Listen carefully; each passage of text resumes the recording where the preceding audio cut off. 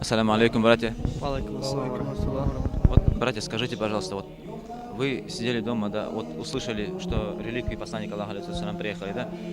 Что Да. вас потянуло сюда? Объясните, пожалуйста. Что узнали ради пророка Мухаммада, алейхиссалату вассалам, что реликвию привезли в район. За этого приехали мы, от радости, не могли дома даже от счастья, сердце разрывалось. За этого приехали мы.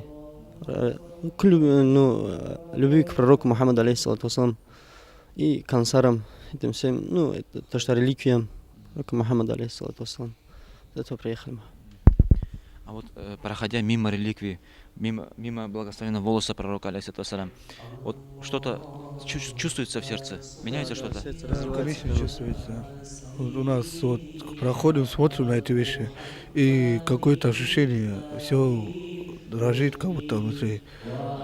Слабость, интерес. Как раньше вот это за всю ислам он воевал, показывал всему миру, что вот это ислам распространило.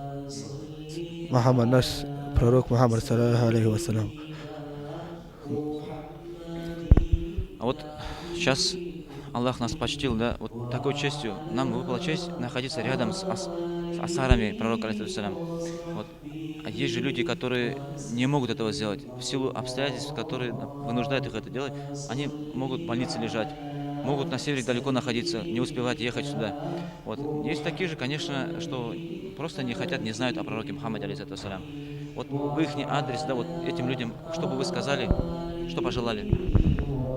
Мы желаем, как нам, вот такой, как день, сегодня мы увидели такое счастье, что им тоже такое счастье было.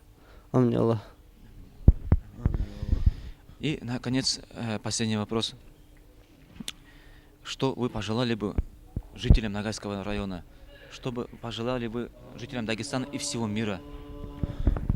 Всегда бараката имана и, как вам объяснить, пророка Мухаммада, алейхиссалату, что нам любви бесконечно, что была наша любовь к пророку Мухаммаду, алейхиссалату вассалам.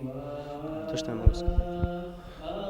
Чтобы мы уважали всегда ислам, чтобы мы подчинялись нашему пророку, саллаллаху алейхи вассалям, Мухаммаду, и уважали все это, то, что мы сегодня видели, и чтобы не забывали его дальнейшее.